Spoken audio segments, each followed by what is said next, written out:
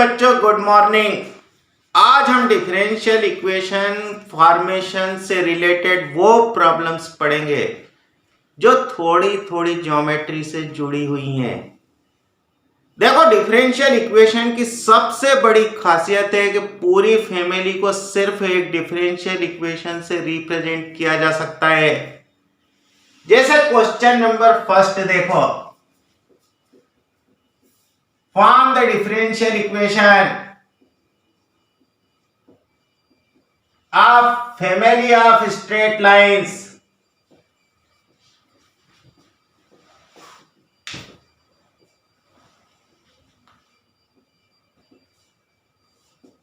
having slope 3।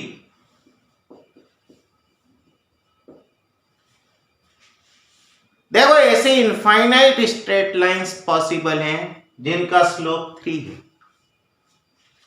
जरा बना के देखें। सपोज करो कि इस लाइन का स्लोप 3 था, तो इस लाइन का स्लोप भी 3 होगा। इसके पैरेलल हर लाइन का स्लोप 3 होगा। फर्क कितना सा है, इसने इतना इंटरसेप्ट बनाया, इसने इतना इंटरसेप्ट बनाया, इसने इतना इंटरसेप्ट बनाया। अरे सबने अलग अलग इंटरसेप्ट बनाया। देखो, इंटरसेप्ट फॉर्म में हमारे पास लाइन की इक्वेशन थी y = mx + c। इन सबका स्लोप 3 था, तो हम इस फैमिली को इस इक्वेशन से रिप्रेजेंट कर सकते हैं y = 3x + c। यहां देखो, c को अलग अलग वैल्यू देते जाए तो ये सारी स्ट्रेट लाइंस फाइंड की जा सकती है।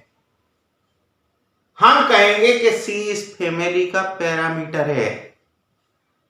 वास्तव में यह एक आर्बिट्रेरी कांस्टेंट है जिसे इलिमिनेट किया जाएगा तो इस फैमिली की डिफरेंशियल इक्वेशन बनेगी। तो यूं लिख देंगे नहीं, the family of all straight lines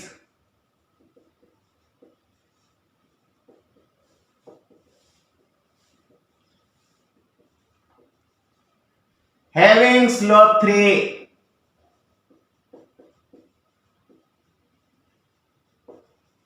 can be represented by the equation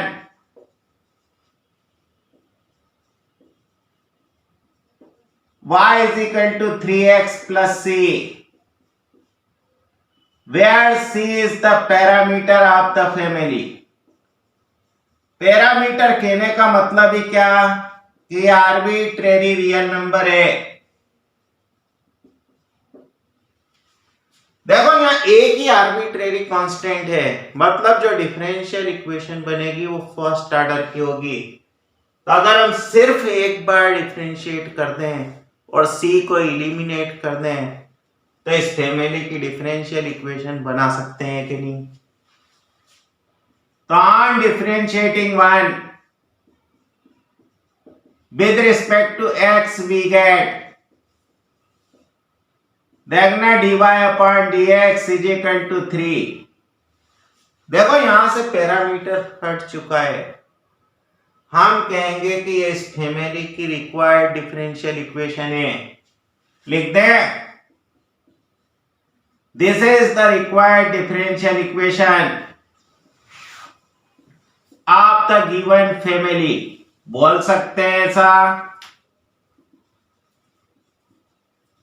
फिर से वर्डिंग पे ध्यान देना, पूरी फैमिली को एक डिफरेंशियल इक्वेशन से बताया जा सकता है, जैसे एक तरह के मेंबर्स को एक ब्लड ग्रुप से बताया जाता है। मतलब जो डिफरेंशियल इक्वेशन है वो वैसा ही काम करती है जैसे बायोलॉजिकल सिस्टम में ब्लड ग्रुप काम करता है। ये इस फैमिली का ब्लड ग्रुप है। चलो क्वेश्चन नंबर 2 देखें। Form the differential equation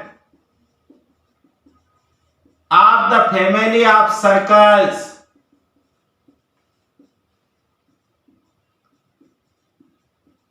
with vertex at the origin. अब फिर से ध्यान देना। देखो ऐसे इनफाइनाइट सर्कल बन सकते हैं जिनका वर्टेक्स ओरिजिन है। ये लो, ये वो सर्कल है जिसका वर्टेक्स ओरिजिन है, ये भी है, ये भी है। देखो सिर्फ इनकी रेडियस अलग अलग है। 11th में हम पढ़ते थे कि अगर H, K सेंटर है और R रेडियस है तो सर्कल की इक्वेशन ऐसी होती थी।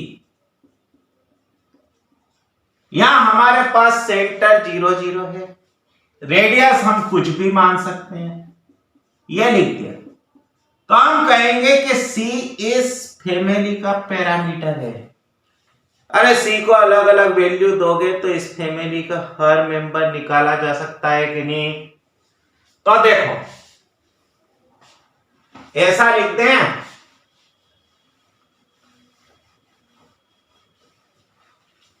The family of all the circles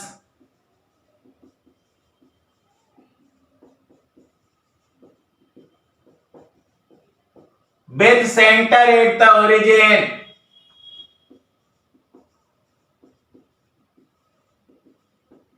is given by x square plus y square is equal to c square, where c is the parameter of the family.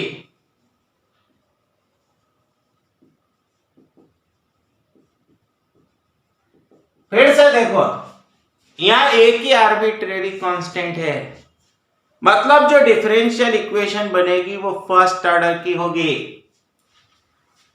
तो on differentiating one with respect to x we get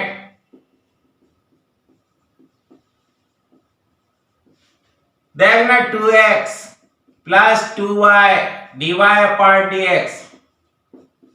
देखो c तो constant था, इसका differential 0, या इसी को लिखते हैं कि x plus y dy upon dx is equal to 0। बोलो क्या इस इक्वेशन में पैरामीटर c बचा? लिख देंगे this is the required differential equation.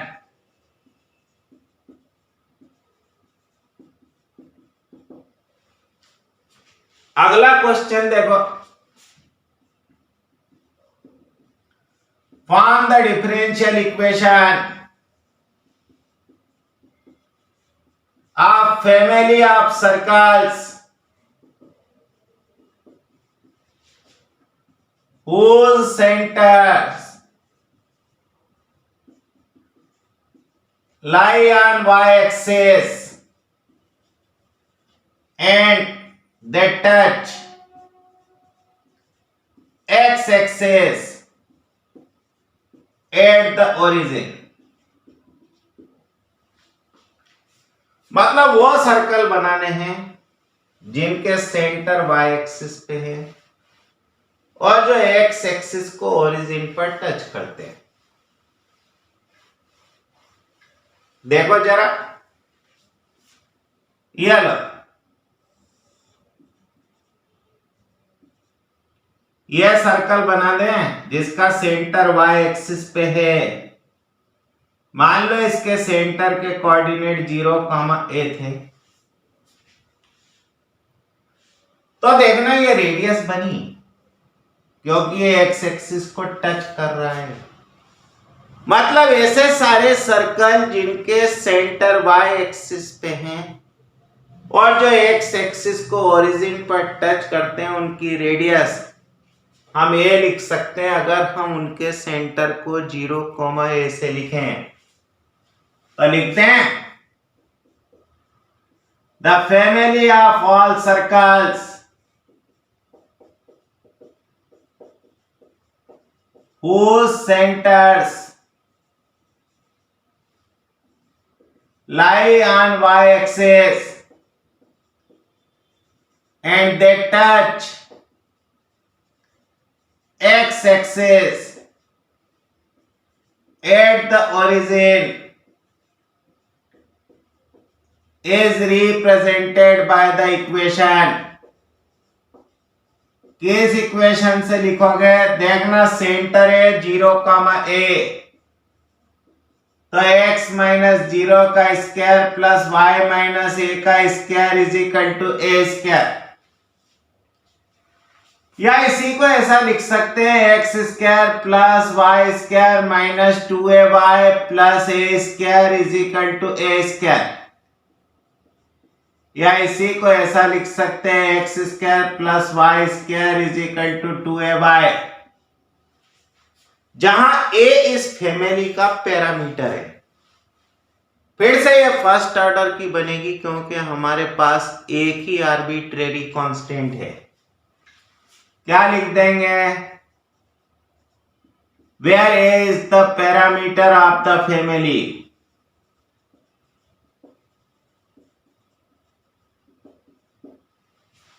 चलो डिफरेंशिएट करते हैं। On differentiating 1 with respect to x we get, जरा देखो तो ऐसा लिख सकते हैं 2x plus 2y dy upon dx is equal to 2a dy upon dx। इसी को ऐसा जमा दो, 2 से डिवाइड कर दो, is equal to a dy upon dx।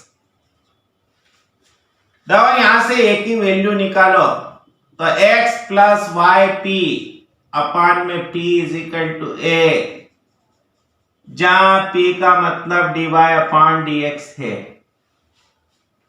इस a की वैल्यू को उठा के यहां रख दो, ये एलिमिनेट हो जाएगा कि नहीं? Putting in 1 we get,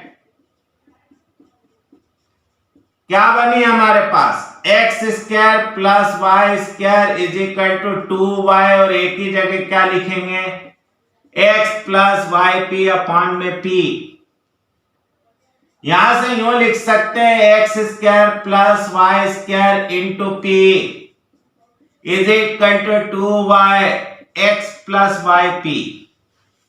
p की जगह p की वैल्यू लिख दो, dy अपॉन dx। ये रिक्वायर्ड डिफरेंशियल इक्वेशन है, लिखते हैं this is the required differential equation. बोलो कुछ कठिन है क्या? देखो अगला क्वेश्चन,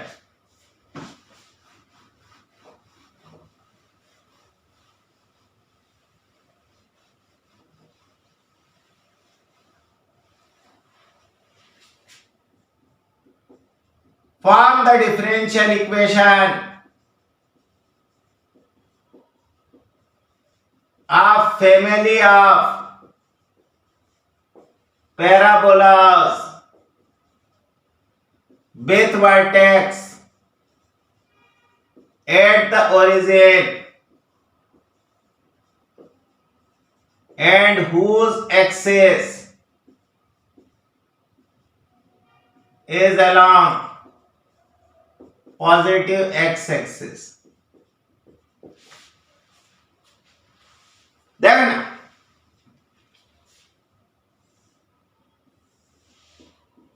ये लो सा, ये एक पैराबोला जिसका वर्टेक्स ओरिजिन था, एक्सिस पॉजिटिव एक्स एक्सिस थी। ऐसे इनफाइनाइट पैराबोला बना सकते हैं, बना दें। देखो इन सारे पैराबोला को एक इक्वेशन से लिख सकते हो, y square is equal to 4ax। हम कहेंगे कि a इस फैमिली का पैरामीटर है, तो यूं लिखते हैं द गिवन फैमिली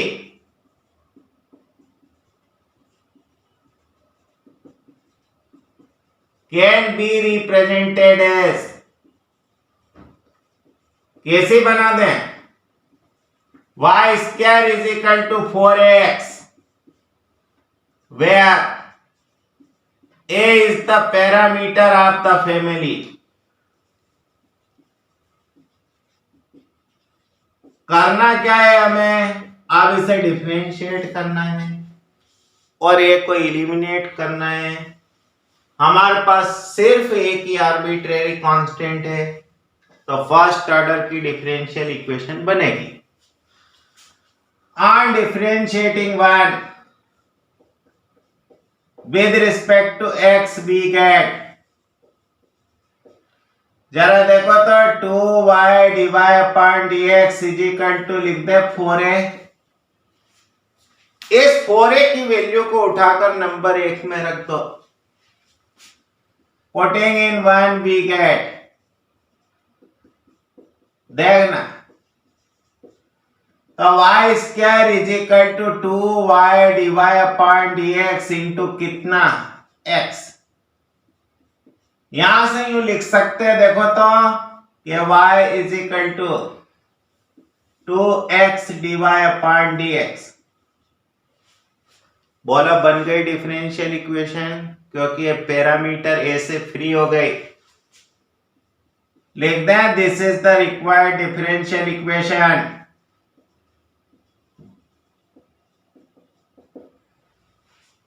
अगला क्वेश्चन देखो, form the differential equation of family of ellipse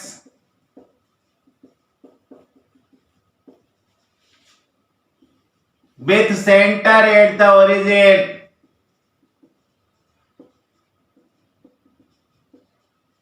and whose foci lie on x-axis। देखो फिर से, हमारे पास इलिप्स का सेंटर ओरिजिन है और इसके फोकस एक्स एक्सिस पर बने हुए हैं।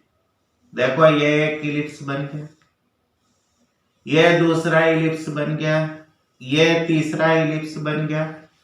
ऐसे इनफाइनाइट इलिप्स बनाए जा सकते हैं। क्योंकि इनका सेंटर हमारे पास ओरिजिन था और फोकस एक्स एक्सिस पे बने हुए थे, तो इनकी इक्वेशन ऐसी लिख सकते हैं कि नहीं। अब यहां देखो, यहां हमारे पास दो पैरामीटर हैं ए और बी, मतलब ये सेकंड ऑर्डर की डिफरेंशियल इक्वेशन बनेगी, क्योंकि यहां हमें ए और बी को एलिमिनेट करना पड़ेगा। तो लिख दें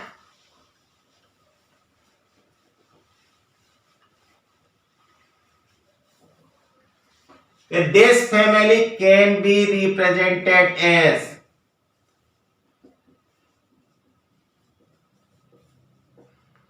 देखो तो कैसे बना सकते हैं, x square upon a square plus y square upon b square is equal to 1, where a and b are parameters of the family. अब देखो हमें ए और बी को एलिमिनेट करना है। यहां दो पैरामीटर है, सेकंड ऑर्डर की डिफरेंशियल इक्वेशन बनेगी, मतलब हमें दो बार डिफरेंशिएट करना है। तो लिखे on differentiating one with respect to x we get, जरा देखना 2x upon a square plus 2y upon b square dy upon dx is equal to 0। देखो अभी ना हमारे पास a एलिमिनेट हुआ ना b, थोड़ा सा और इसे जमा लो, तो x upon a square plus y upon b square dy upon dx is equal to 0 लिख दे। देखो इसे ऐसा कर देते हैं, b square upon a square x plus y divide upon dx is equal to 0। इसको नंबर 2 लिख देते हैं। एक और बार डिफरेंशिएट करो, क्योंकि दो पैरामीटर हैं। Again differentiating with respect to x we gate,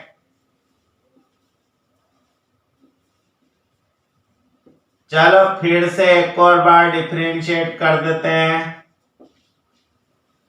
तो यह बना b square upon a square plus y d two y upon d x square plus ये dy अपॉन dx और ये dy अपॉन dx, तो dy अपॉन dx का whole square is equal to 0।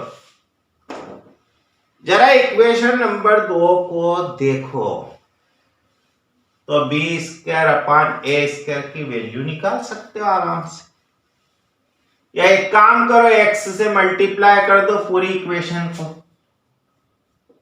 यहां से लिखते हैं b square upon a square x plus x y d two y upon d x square plus x d y upon d x का whole square is equal to 0। देखो इसकी value रख दो,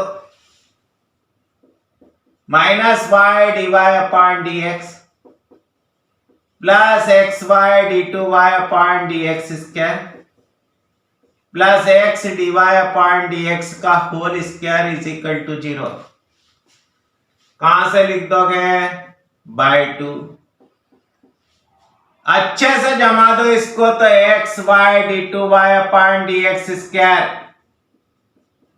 plus x d y upon d x का whole square minus y d y upon d x is equal to 0।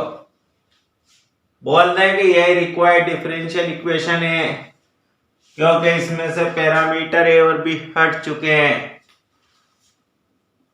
तो लिख देते हैं this is the required differential equation.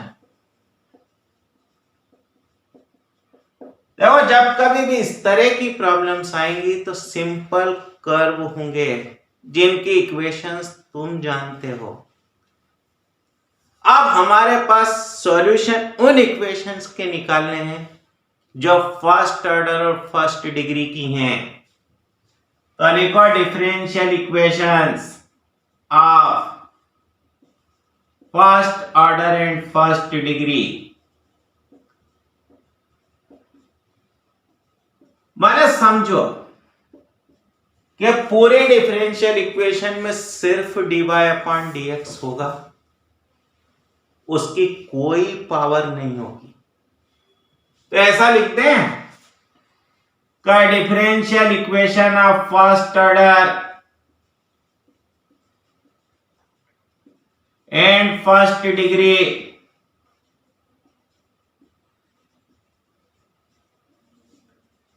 can be represented as, देखो सिर्फ हमारे पास dy अपॉन dx होगा, ना उसकी कोई पावर होगी, ना कहीं d2y upon dx square d3y upon dx cube होगा।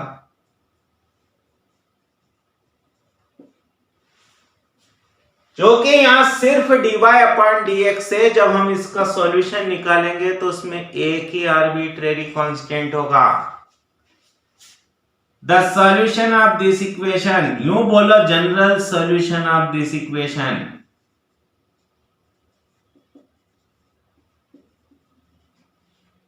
Will be of the form, कैसा जमा सकते हो? तो five x, y, c is equal to 0, जहां c आर्बिट्रेरी कांस्टेंट है। इस तरह की इक्वेशन हमेशा एक फैमिली ऑफ कर्व को रिप्रेजेंट करती है, जहां c इस फैमिली का पैरामीटर है। मतलब जो भी फर्स्ट ऑर्डर और फर्स्ट डिग्री की डिफरेंशियल इक्वेशन होगी, उसका जनरल सॉल्यूशन एक फैमिली ऑफ कर्व्स होगा, जहां c उस फैमिली का पैरामीटर होगा। यह सब अच्छी तरह से याद रखो, कंपटीशन में ये बातें बहुत काम में आती हैं। The equation two represents a family of curves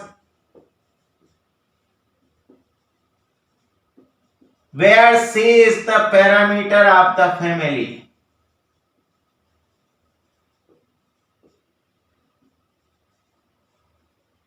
अब सबसे बड़ी समस्या कि इन डिफरेंशियल इक्वेशन को सॉल्व कैसे करें, तो इसकी कई मेथड्स हैं। नेक्स्ट वीडियो में हम यही सीखेंगे कि इन्हें किस तरह से सॉल्व किया जाता है। उम्मीद है ये वीडियो पसंद आया होगा। Have a nice day.